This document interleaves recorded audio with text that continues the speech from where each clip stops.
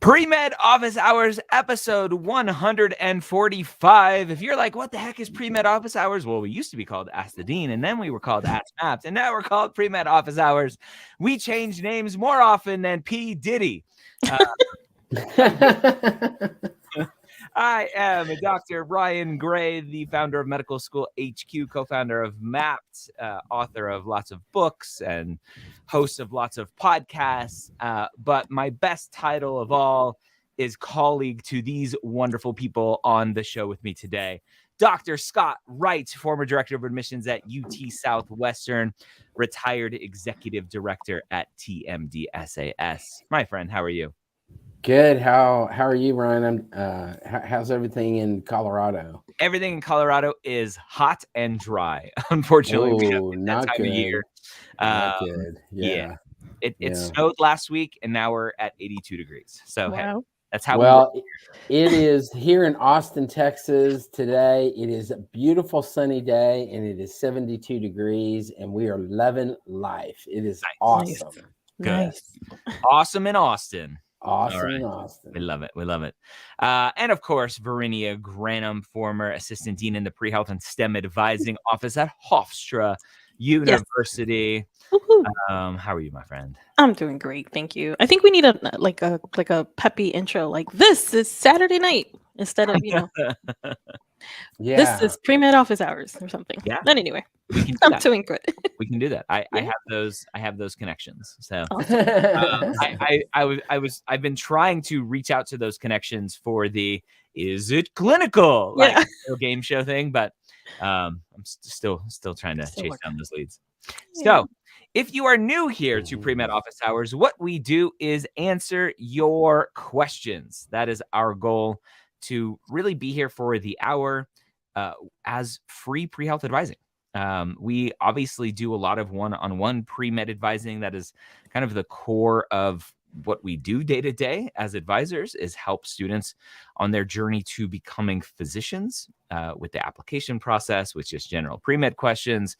We also answer lots of questions for students who are MAPT Pro members with our MAPT software. But we love to take time every week to answer your questions live. And so that's what we're doing today for free. So please take advantage of it. Go to premed.tv and ask those questions, and we'll answer them here. So let's rock and roll. First one up, Mantos. Hello, Mantos. Can you apply to more than 20 schools for free if you have fee assistance? Can you contact schools to ask for a fee waiver? So the fee assistance program, for those who don't know, is a program that you apply to through the AAMC. The AAMC has unlimited funds. If you qualify for FAP, you will get FAP. There is no cap on the funds they release every year. The ACOM, the Association of American Colleges of Osteopathic Medicine, also has a fee assistance program. They do have a cap on the funds that they release every year, so it is more of a first come, first serve. It's a very different process, though, because once you are approved, you must apply and submit your DO application within like 2 weeks. So it's a very different process. Read all the rules, all of those fun things. ACOM, very different. The DO application and fee assistance program is very different. So I'm not going to talk about that. Mantos is talking about the AMCAS version of fee assistance program. 20 schools is what you get. Now, can you ask a school to say, hey, can I apply to you for free? No and yes. Scott, have you ever seen this game played where a student will say, hey, I qualified for FAP, or maybe I didn't qualify for FAP. My funds are low, but I really want to apply to your school. Will you waive my secondary? Have you seen that game played? Scott is frozen. Frozen solid. Oh, there you go.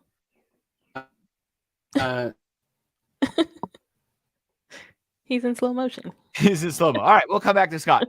Verinia, have you ever seen that game played? I have not. Okay.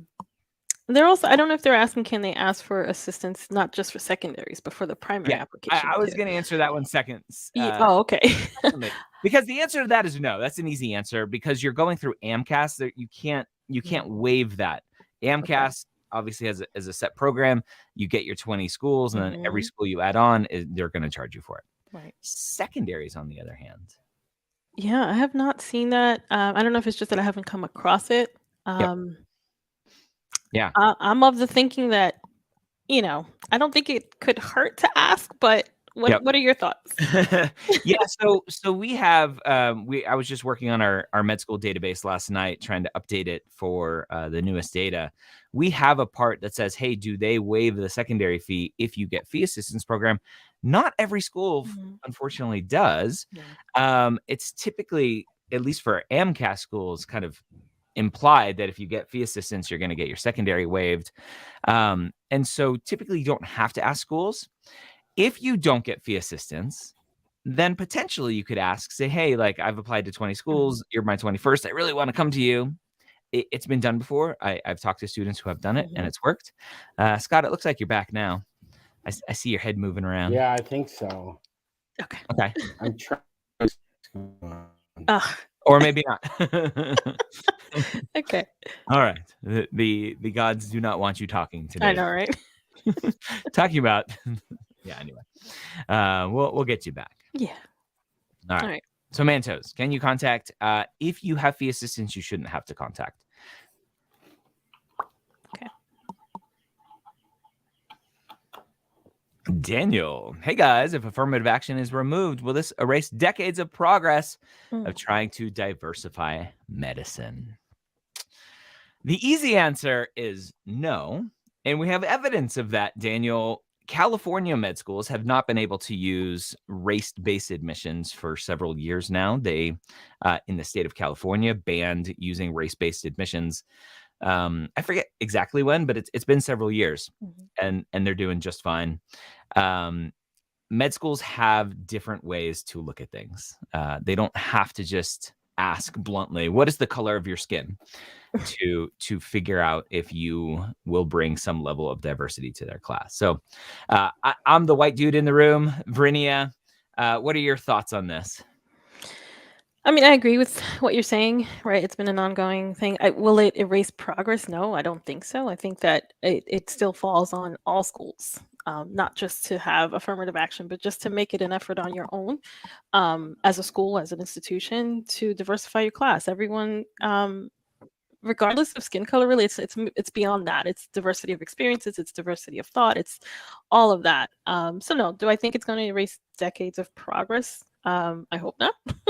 I think that schools need to continue to work hard at doing this and have their class match the patient population that's out there. Yeah. I'm trying to look for an episode that I did. Where is it? With Dr. Bright. Right here. Premedyears.com/513. Premedyears.com/513 is an episode that I did with Dr. Bright. Dr. Bright, Dr. Cedric Bright is the let me get his exact title. Cedric Bright. He is the Vice Dean for Medical Education and Admissions at Brody School of Medicine in Greenville, North Carolina. So I had Dr. Bright on the podcast, and we talked about the affirmative action case that is in front of the Supreme Court. It does look like the Supreme Court's going to overturn affirmative action, at least what we have now. And he talked about it's not going to affect them. They don't use very specific, very narrow demographic information, ethnic information to make determinations. They have lots of data to be able to paint pictures of people to say this person very likely brings us some diversity that we don't need to know their skin color. We don't need to know race, ethnicity to make those decisions. Dr. Wright, you're shaking your head. Yes, it sounds like you're obviously very familiar with this from TMDSAS, from your UT Southwestern days. Can you talk about this a little bit? Yeah, I think that there are a lot of schools that do not use affirmative action any longer, and that, as you just described, use a lot of different factors that are related to a lot of different things to diversify their class, and so I don't see it affecting the medical school admissions process at all. I think that the schools are committed to diversity and will use a variety of measures to produce a diverse class that's going to be representative of the country, but also representative of the ability to serve patients that are from a diverse groups. Yeah. I mean, we have simple tools just based on your zip code. We probably know who you are. And so there's lots of tools to help us, right? At the core, the question is, what's the point, right? There's a lot of people who will chirp on Twitter saying, oh, like, you just got into med school because of your race, or you just had so much success because you're the token diversity hire or acceptance. We should, especially for our doctors, have the best and the brightest. And I just sit there and go, well, how do you define that? Right? Is it the highest MCAT score is going to make the best doctor? No, we know that's not true. Is it the highest GPA makes the best doctor? No, we know that's not true. And we know that pockets of diversity, communities of diversity, especially in medical school classes, will create better outcomes for the whole class, which will have rippling effects for patients, for science, for the healthcare world in general. And so we want diversity. It's not just a higher MCAT score means you're the best person and that's who should get the seat. No, that's just not how it works. Sorry. Kaylee Gray. I like your last name, Kaylee. Are we related? Probably not. My school offers a letter packet, but I've been out of school for a year and didn't set one up. Will it look bad if I submit LORs using Interfolio? It would look even less bad if you used my LORs through Mapped, but hey, who am I to say? For any of there are a lot of reasons why students don't get committee letters or letter packets. Does it look bad? No, not at all. Just you can go ahead and ask for individual letters. Some schools only offer them for current students and not alum, or you've only you can only have graduated like a year prior before you can get your letter, so that wouldn't make you eligible. So you're fine. Go ahead and request individual letters and use my LORs. My LORs only unfortunately works with AMCAS and ACOMAS for this cycle. That's true. Dr. Wright said, "Hey, Team DSAS, don't let my LORs work this year." Unfortunately, no, I did not do that. Awesome, good question, Kaylee.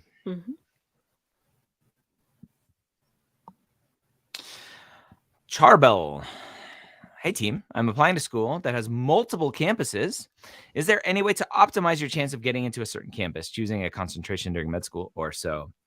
This is so school specific, Dr. Wright. I'm not familiar with any Texas schools having like a lot of branch campuses, but schools like Chicago or University of Illinois has Chicago, Rockville, so there's a couple of campuses. University of Indiana has like 6 branch campuses. It's crazy. It's so school specific on how they do it, right? A lot of times it's just a lottery. Yeah, and it's also there's several osteopathic medical schools that have various campuses that in some schools you apply just to the entity and then they work out where you're gonna do your clinical years, for example, or the whole 4 years. And then some schools you apply to each individual campus. It just depends on the school. So I agree with you. It's very school specific. Yep. Yeah.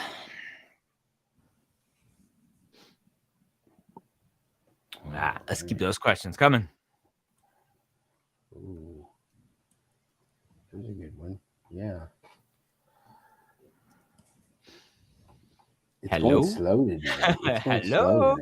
Caitlin, I'm trying to decide between grad school programs / SMPs. Do you know anything about Columbia MS in human nutrition and or Pitt Biomedical Masters? Yeah, so these kind of questions, Caitlin, we won't answer. We can't answer because there are so many programs out there. We are not experts in all the different programs. So at the end of the day, you have to pick what will work best for you, your schedule, your living arrangements, your finances, and specifically what exactly you need. And so the question is, can you potentially do an undergraduate post-bacc versus master's level post-bacc work or master's level SMP work? So lots of questions that we're not going to compare two specific programs. That's just above our knowledge base. It doesn't serve anyone to have that level of knowledge for us. All right. Alex was really disappointed in my MCAT score that was just released yesterday. Yes, April 11th was MCAT score release day. 509, 130, 124. So for those of you who don't know this breakdown, this reminds me, in medicine, we learn shorthand for writing labs, and there's like little structures that you draw, and you write all your stuff, and you know that one is potassium and chloride and all the different things. It's very standard. So for those of you who don't know what this means, 130 is Chem Phys, 124 in Cars, 130 in Biochem, and then 125 in Psych Soc. That's the general way to write that, because that's the order of sections on the MCAT. The Cars and Psych Soc are less than 10th percentile for most of my target schools. Should I retake and still apply this cycle? Verinia, should we worry about section scores like that? No, these questions are always tough because it's there's so much that goes into your application that it's not just your MCAT score. And as Dr. Gray just said, you really don't hyper focus on individual section scores. Look at the big picture. A 509, it's a decent score. It's not great, but it's okay. It's enough to be able to say, okay, I can apply to some of these schools. The 10th percentile thing for your target schools, I mean, you'd have to kind of decide what are you comfortable with. I wouldn't necessarily rule out a school just because you didn't fall in that 10th percentile, right? There are percentiles for a reason. That means they're medians for a reason. There's students that got in higher than that and below that. If it's the right fit for you, if the other parts of your application are strong, I'd be comfortable telling a student to go ahead and still apply. Yeah. So I want to share this. Hopefully the AAMC won't get mad at me. I'm not showing the school or anything. This is for those of you who aren't familiar with what Alex is saying here in terms of, hey, this is less than 10th percentile for my target school. So let's say this is a school that Alex is potentially interested in. This is the medical school admissions requirements tool that the AAMC gladly will sell you if you can get it. If you have a pre-health office as well, advisors typically have access to this tool, and so you can use the tool with them for free if you don't want to pay for it. So check with your advising office. And so this is what Alex is talking about in terms of, hey, 10th percentile for these section scores, and I'll zoom in here. So you see Chem Phys. This last number on the left is 10th percentile. That's what that is. So 10th percentile is a 125.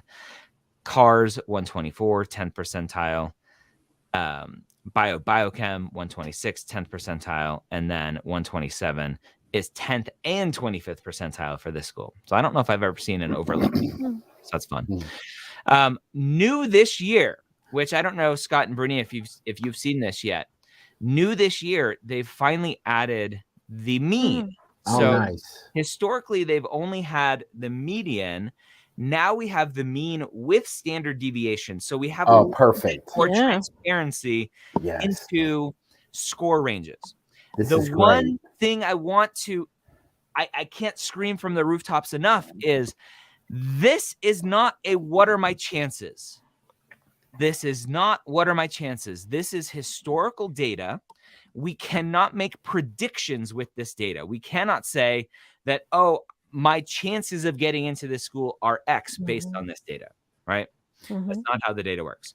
So you can see here the MCAT, the mean is a 509.8 with a standard deviation all the way down to a 505, basically. If my math's correct. 505, no, 506. So basically a 510 to a 506. Let's compare that to their median. 510. to 507. It's about the same, right? Actually, it goes down a little bit more, 506. So we have just a little bit of a clearer picture.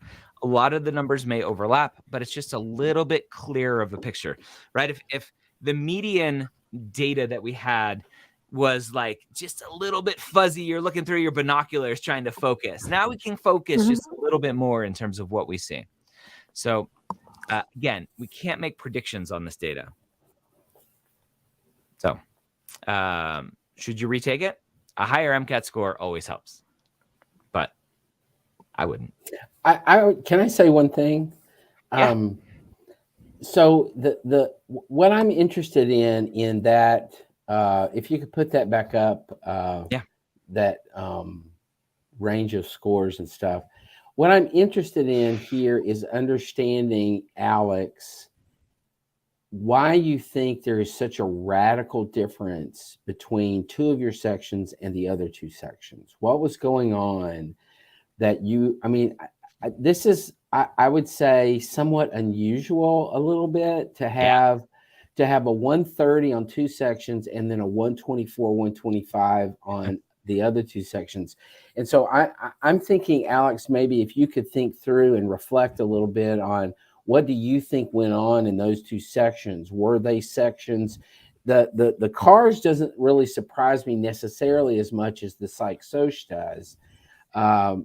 So I'm just a little interested in that. And I think my feeling would be, if you feel like that there is some reasons that you feel like that those two sections were notably lower than your other two sections, it could be worth a retake just to address those issues. Now, obviously with a retake, you never know in terms of what's going to happen, but if you could hold stable in the 130 sections and bring up the other two sections a little bit, even a point or two for each section, that would make a pretty big difference in terms of that total score. So I'm just saying, Alex, I think it's worth thinking through what you think went on in those two sections that really caused those to be, notably lower than the other two. Yeah. I have an assumption, because I've seen this play out a bunch, my assumption is Alex took for granted those two sections. Like, those aren't the hard sciences, I'll be fine with those. And didn't prioritize or didn't equally prioritize those sections versus the science sections. Probably. And then they said, ha, ha, ha, that's what happens when you don't respect us. No. I'd be interested, Alex, if you want to type in, kind of a little bit of a response or whatever, that'd be interesting for us to look at. Yeah. Good question. Rebecca, I'm a dietitian and attend weekly stroke rounds with the neurologist where I can see up close and personal his role as a physician. Could I count these hours as shadowing, similar to what scribes can do? So let me set the record straight. Scribes cannot count their time as shadowing. Scribing is basically what I call shadowing on steroids, but you can't count that time as shadowing. You're scribing. So can you, as the dietitian, say what you're doing is shadowing? It depends. Verini, I would assume like my one caveat typically is, if you're working in a role and you want to count something as shadowing, my like rule is you have to be doing absolutely nothing in that time. That's exactly what I was going to say. If you were doing this, Rebecca, on your days off, not as part of your current job or your current role, then you could count it as shadowing. But if attending weekly stroke rounds with a physician, with a neurologist, is at part of your job as a dietitian, then it's part of let me rephrase what I was saying. Okay. If as a dietitian, she kind of is part of the team, and so she goes and she hangs out, but she's not taking notes, she's not worried about what's going on for her job. She's just waiting for basically it to be done with so that she can go about the rest of her day. Then I'm like, well, yeah, kind of maybe count that as shadowing. Okay. I don't know. Scott, what do you think? This is interesting that Rebecca brings up the scribe issue, because I think a lot of people have trouble noting or deciding what to put scribe as, because and I think most people put it as clinical activities, which is, I think there's, it's not a great clinical activity, but it is an activity that is clinical in some ways. Anyway, I would say, yes, I agree with you guys that I do not think you could count that as shadowing. I think you would count that as, if it's an off time, like Verinia said, where you're just going and just kind of following them around to look. But if it's in the capacity somehow of your job, then I would say no on shadowing. Okay, so maybe a little disagreement, which is good, because at the end of the day, I love this button. There are no rules.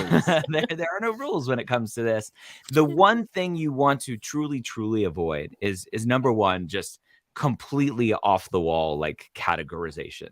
I always give the example of the janitor who applied to med school and marked it as clinical experience, because in his mind, he was in the hospital, therefore it's clinical. And like, you can't do that.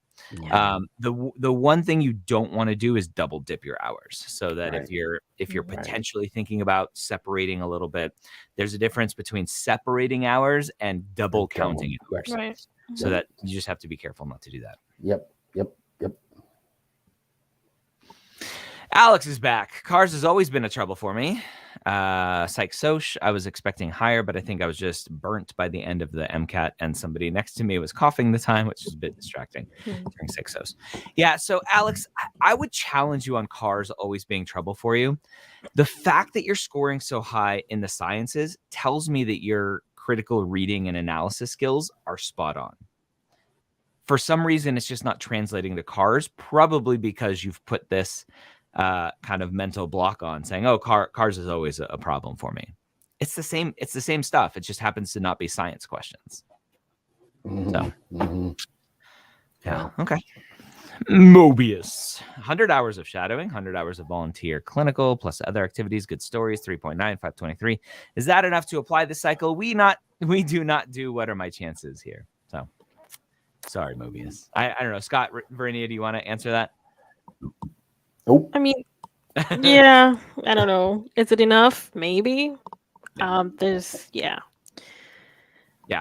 is basically a Reddit question of like, hey guys, here are all my numbers. What do you think? And like, there's so much more to an application than just those numbers. Yeah, I mean, numbers wise, it looks good, but I want to see the story. I want to see, the reflection. I want to see, because there are people, Mobius, we will all tell you, there are people with the exact stats that you have right there that don't get in anywhere. Yeah. And then we look at their application and they just, they struck out big time. Go watch application renovation. I had a 4.0, 528 student on last year who only got one interview, was rejected ultimately. The question, you have 100 hours of shadowing. When was that 100 hours? Was it 10 years ago? Was it 5 years ago? Are you doing it consistently? You have 100 hours of volunteer clinical. Well, is it true clinical? Is it not? Like, there's just too much to know. So right. Too much we don't know. Right. Noah asks, should I be deterred from applying DO if my true goal is surgery? This question stems from NMRP, the National Residency and Match Program. Those letters are mixed up there. Data on match results and DO students being significantly less accepted into surgical residencies. So I'm going to pull up this data so we can talk. Scott, what do you think here? So the short answer I would say is no. It should not deter you from a DO program. I think you do have to recognize, if you're looking at sheer numbers. If you're just looking at the data in terms of the numbers, then there are a vast amount more MD students entering the match program than there are DO students. And so, yes, you're going to see fewer numbers of DO students in these programs because there's fewer DO graduates than there are MD graduates. So you can't just look at the raw data and say, oh, okay, well, there's only this percentage of DO people in the program as opposed to MD people. Well, there's a lot more MD program people entering the process, and so that I don't think you can look just at the raw numbers and make decisions about that kind of stuff. Yeah. So what I pulled up is if you just Google NRMP data, I'm looking at the newest data from the match that just happened last month.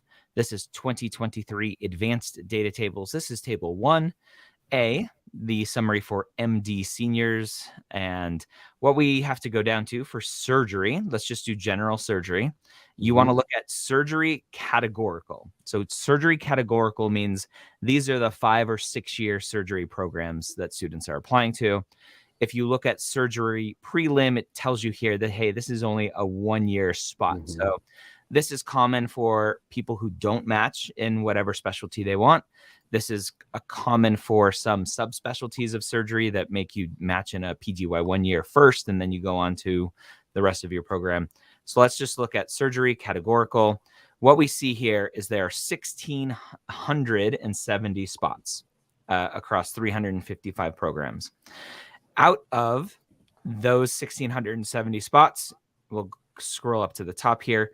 The number of applicants for MD seniors was 1,466. So MD seniors, the definition of that is students who are currently still in school, not students who maybe didn't match or maybe didn't apply for the match last year, graduated, and are doing a research year.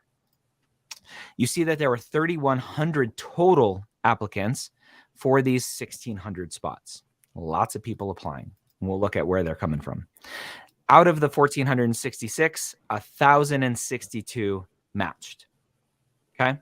This number here, 63.6, is the total number of seats that were filled by MD seniors. Okay. So we have to look at that number. Out of, I was just doing this math the other day with people, not specifically for Gen Surge.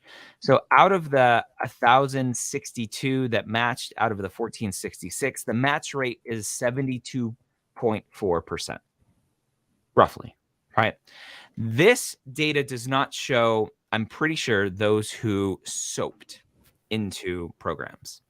So 72.4% match rate for MD seniors.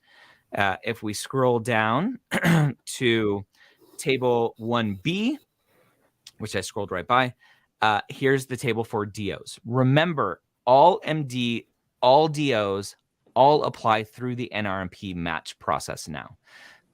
Before 2020, I think 2020, there were separate application processes. DO students could apply to quote unquote allopathic programs. MD students could not apply to osteopathic programs. Since 2020, there's a combined single accreditation. All of the programs use NRMP with an asterisk because there are things like ophthalmology and other programs that use the SF match, the San Francisco match. All right, so lots of nuance here. This is a random crap you got to keep in your brain. All right, so we'll come down again to surgery categorical. You can see it's the same 1,670 spots. You can see we had, 1,600 or 1,400 apply for MDs. There's only 432 students applying for DO. Now, does that mean that DOs were discouraged from applying to surgery programs? Does that mean that we don't know why there's so few, other than there are a lot less DO students? And then potentially the people who self-select for DO schools, maybe they're not interested in surgery, so they don't apply to surgery, right? We can make lots of assumptions, and then we'd have to go analyze some data and do surveys and try to figure that out, right? If any pre-meds out there want to do that sort of research, I think it would be really cool research. Go figure that out. You can see that 14.6% of all of the spots are filled by DOs. Again, you may look at that and go, oh, it's bad to be a DO. We can't make that assumption because there are just a lot less DO students. Let's look at these numbers, 432 versus 243. 243 divided by 432, it's 56.25% match rate. Now that maybe tells us a little bit of something, right? We saw 72% match rate from MD students applying and getting accepted, and only a 56% match rate here. Again, is it because they're DOs? I don't think we can make that assumption. Mhm. It's a potentially, right? We don't know. So is it bad to be a DO student and want to go into surgery? I don't know. We can't make that determination with just looking at these raw numbers. So what we can say, however, is do DO students go into surgery? And the answer is yes. Yeah. More than half of the ones that apply. Mm-hmm. Yeah. Right. So that's a good They stat. go into surgery, they go into surgical subspecialties, they're out there living their best life. Absolutely. Yeah. So can that be you? Of course. Why not? So yeah, I think it would be very interesting research to try to figure out, number one, why are the numbers so much lower in terms of students applying to these potentially more competitive spots or surgery from a DO perspective, and then what's going on behind the scenes. Like we would have to look at to really make good determinations. We would have to see anonymized data of the actual applicants. What are their step scores? What are their pass rates? What are their grades? If they get grades in med school, what does their MSPE look like? Their dean's letter. What do their letters of evaluation look like from all of their rotations? What does their research look like? If you continue down this data hole from the NRMP, you can see that students who match typically have extremely more research than students who don't match. Again, is that can you just draw a conclusion that says if you have more research, you're going to match? No, you can't make that conclusion. But there's things that you can start to see and data that you have to understand to look at to start understanding what's going on. Now, if we can conclusively say without a shadow of a doubt that the DO students are applying with the same stats, the same step scores, the same pass rates, the same subjectively qualitatively great letters of recommendations, letters of evaluation. If applications are exactly the same, the only difference is MD versus DO, and they're getting in less often, then yes, then we can potentially start drawing some conclusions that being a DO student is worse for you. But we can't do that yet. Sorry, that's my little data rant. Like, students like to just superficially look at the number and go, "Oh, it's bad." No, we can't do that. Take some stats classes, my friends. So Veronica, can we have no more of those questions, please? Because no more stats. Ryan goes off on the deep end, and so. But it's important. No, it's important. It's important. You have to look at everything. All right. G asks, whatever. I hope you are all well. I was well, and now my blood pressure is up a little bit. I have a question that I hope is not too tedious to address. Question is how to address academic dishonesty in my application. Scott, is this a nail in the coffin or is this overcomable? So it depends. This is it depends on what the academic dishonesty was. It depends on when it was, and it depends on what you say about it in your application. So let me address each of those quickly. One is it depends on what it was.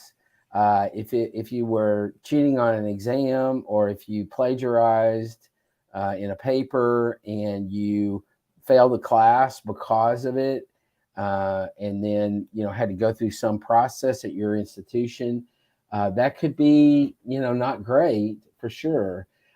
It depends on when it was. If it was as a freshman, it's going to be a lot different than if it was as a junior or a senior. That's going to be a totally different ball game, depending on when this occurred. And then, ultimately, it is also going to depend on what you say about it in your application. You have to own up to it. You can't sweep it under the carpet. You can't explain it away. You have to take responsibility for what happened. You have to really explain, but not in excruciating detail, but you have to explain kind of what the situation was, and then what you learned is the most important thing, what you learned out of that situation, and why you're a better person now than you were then, and you know a lot more and whatever. So I do think it depends a lot on various factors in terms of whether it is a small red flag or a big red flag. Yeah. Discussing test questions post finishing the test with other students. That's stupid. Well, and that's not great. Obviously, what I would say is again, it kind of depends on when it occurred. If this was as a freshman, then as an admissions committee member, I might say, well, okay, you're a freshman, you don't really know, kind of what's going on half the time, but if you're a junior, then you should have known better. So I think that there's, when this occurred is going to be. Yeah, I don't understand what the dishonesty is here, unless you're like, you finished your test and the other people are still taking their test. You're like, hey, what? Or they're in a different section or something like that. Yeah, or is this like everyone took the test and then you're done with it, and then you're like, oh man, that was hard. I was struggling with this one question. What did you put? What did you put? Like, we all do that. I don't understand what's dishonest about that. No, I think it's, if there's like multiple sections of a course and she was, he or she was discussing with people that hadn't taken the exam yet. They were in a different section. Yeah. That's kind of my interpretation of this. Okay. Brinia, what do you agree with that? Yeah, I do. And it comes down to, you have to decide, is it still something that you want to, pursue your application? Absolutely. That's fine. You can do that. It's how you approach it. It's how you talk about it, and just being honest, explain what happened, owning up to it. That's where you can kind of make a difference. But is it, you can't avoid it. You have to report this. Just approach it in an honest way and show, that you learned from this experience and you grew from this experience. Yeah, absolutely. And don't do it again. Yeah. David asks, I'm about 2 years out from applying. How do you recommend creating a school list? Premedyears.com/437 is a great episode to go listen to. We also just last week, one of our workshops was how to create a school list as well. I think you can go get that replay at premedworkshops.com. Yeah. We could talk about it if you want. We hash that one out a lot. Yeah. How do I stand out when applying to out-of-state schools when I haven't had any experience being in the area? Anything I can focus on? Verinia, this is kind of the same question, school list question. State residency matters a lot of time. Not always for private schools, not always for public schools, but if a public school is saying, hey, why do you want to come here? You're out of state, which a lot of schools will send a very specific secondary prompt to out of state residents. What do you recommend? Focus on everything. Vincent is asking anything you can focus on, everything. What is it about being in that particular community, in that neighborhood that appeals to you? Do you have experiences working with a particular population that makes, kind of applies to the population you'd be working with now? What are things about the area that you can, highlight that you have done the research and you understand what you're kind of coming into? Do that research, right? Look into the neighborhood, look into the community, look into what the school is focused on. You can't force a tie to the state if there is none. The best you can do is, like I said, kind of showing how your experiences match what they're looking for and what they're hoping to do in their community. And have that highlight, focus on those things. Yep. Why are you applying here in the first place? And don't say my cousin's my third cousin's uncle's friend went there or whatever. Yeah. Well, I looked at your stats and they match mine. Therefore, or I put a map of the U.S. on a dartboard and you won. Yeah, don't do that. Yeah. Tevi, should I be retaking science classes I took during my dual program during high school? So I'm assuming dual enrollment Mhm. courses should they retake? Scott, dual enrollment courses are college courses. Thoughts? I think Tevi may think, oh, they're gonna maybe not be looked at. A lot of times they're community college courses, potentially. What are your thoughts here? I don't think you need to retake them. I think that, as long as you did well in the class, I don't see a reason to retake those. If you feel like that you didn't get the material, especially if it's, if it's general chemistry or if it's an applicable prerequisite course, and you feel like that you didn't get the information, the foundational information through the course, then I think maybe that might cause you to kind of perhaps want to retake it, but I don't think in general that I would say retaking it is necessary. Yeah, unless you have a C- or less, then you have to retake, especially those prereqs. Yeah, right. Money Mo. How important is the quality of your LORs in the eyes of AdComs? How can you build meaningful relationships with professors to get a great LOR? The importance of the quality of the LOR, unfortunately, is always it depends on the admissions committee and how they're using them and all of that fun stuff, right?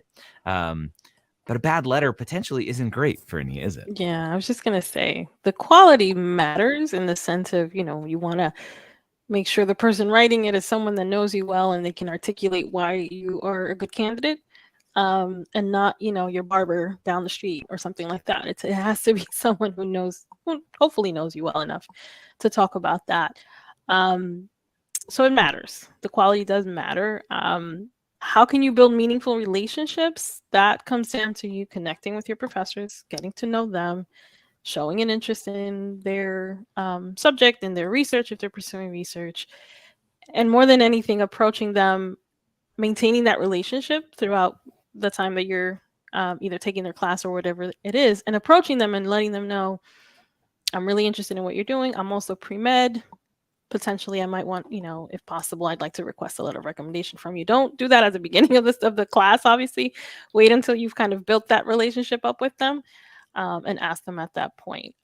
But it really does come down to you making the effort to go to their office hours to connect with them in some way so they get to know you well. Okay. Yep.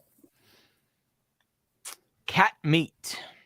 Hello. Currently finishing my junior year. Willing to apply for 2024-2025 cycle.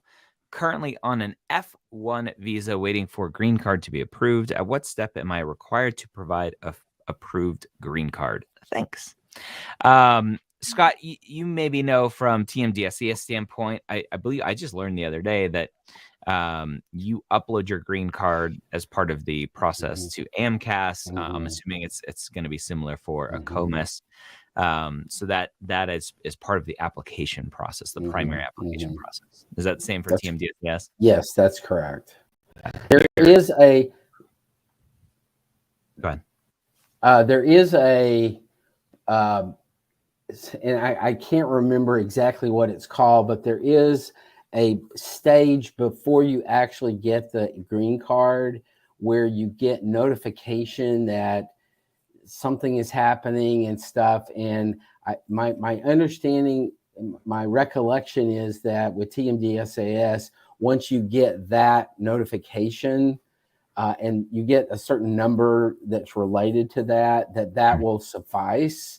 But I can't remember the details on that. So I would say if you're planning to apply to a Texas school, you might want to check with TMDSAS about that process. But I think in general, I think they're looking for the actual green card. So, yep. Yeah, I had a student. The reason I found out about uploading the green card as part of the application process recently was I had a student whose green card expired during the application cycle, and then it wasn't renewed until 2 months after it expired, and he was wondering if that was part of the complication of him not getting any acceptances, where schools were like, are you a permanent resident? Are you not? What's going on? And so I was like, oh, I didn't even know you uploaded your green card as part of the app. So. Barudin, what are your thoughts on international medical schools with American backlinking, like University of Queensland, Oshner in Australia, and Weill Cornell in Qatar, or Qatar, depending on your point of view. Yeah, Verinia, international medical schools. It's interesting. We're seeing a little more proliferation of these American-tied international medical schools. I think NYU has a program, while Cornell here, UK Oshner is a big program in Louisiana. You're still an international medical graduate, though. Yeah, I was just about to say that. So you have to do your research and see, what does it look like for an IMG applying later to residencies and things like that. For their particular programs. I would wonder why you'd be considering these programs. Is it just because you're genuinely interested in traveling overseas and doing your medical education there, or if you feel like this is your only opportunity to go to medical school? I don't know. Yeah. But you really do have to approach it the same way. Do your research carefully. Yeah, do your research. Yeah. So, hey, let's look at the data tables again. Oh, no. Just quickly, I won't get on a full soapbox. So everyone can look, right? The NRMP, go to the source and look at, again, we can't draw really strong conclusions, but the IMG data is really, really powerful. It's not great. So if you look at, let's go to surgery, again, just for fun. So you see surgery categorical. There's those same 1,667 spots, I think, that we had earlier.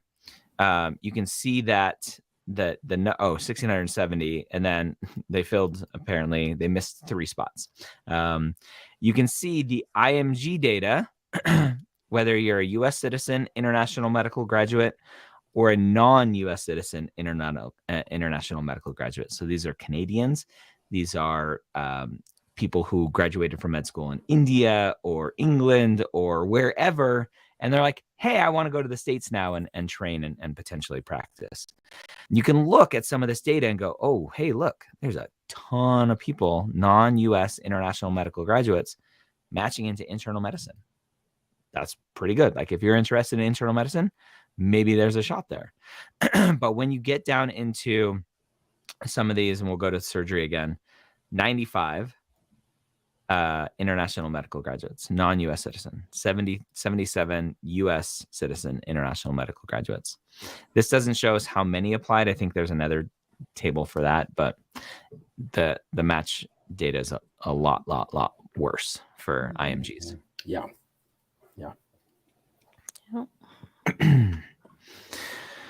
All right. Jeremy asks, hello, 100 undergrad hours with 2.5 and no degree, finishing bachelor's with a projected 3.0 cumulative with last 90 hours. Like, these types of questions, Veronica, they're too hard and we don't know enough. It's go create a Mapped account, put in all of your information, Jeremy, and then as part of your free trial of Mapped Pro, Mapped is almost all free. But as part of your free trial for Mapped Pro, you get access to chat with us. So put in all of your data and then go and ask a question in the advising tab. You can ask us what to do. But we'll be able to see your data better. We just can't, I can't answer these kind of questions. Yeah. Okay.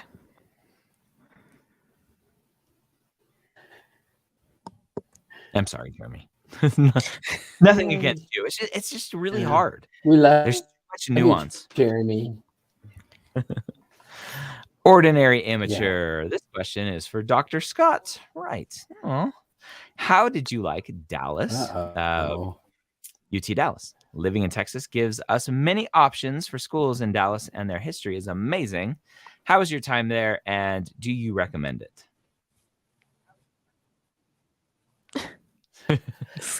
Wow. Frozen. Okay. His face froze. So what what You're fine, Scott. Go ahead. I was in?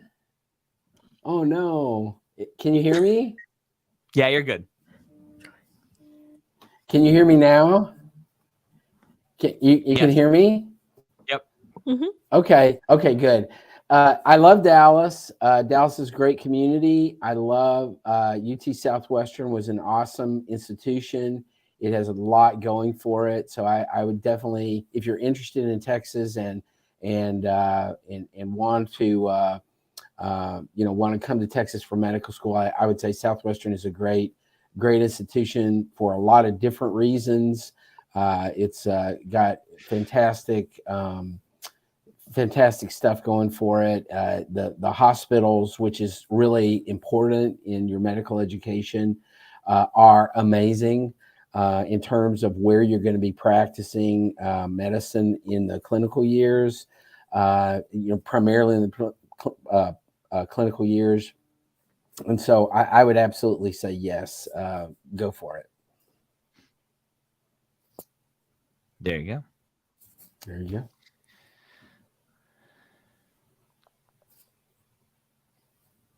We got time for one more. And we're out of time. Oh.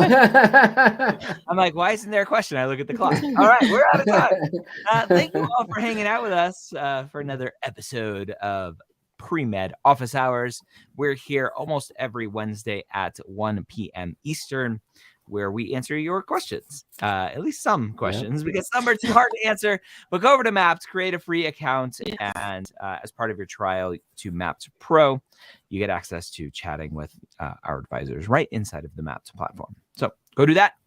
Dr. Scott Wright, Verena Granum, thank you so much for hanging out today and fulfilling our mission of helping pre-meds kind of understand this process a lot better. Awesome.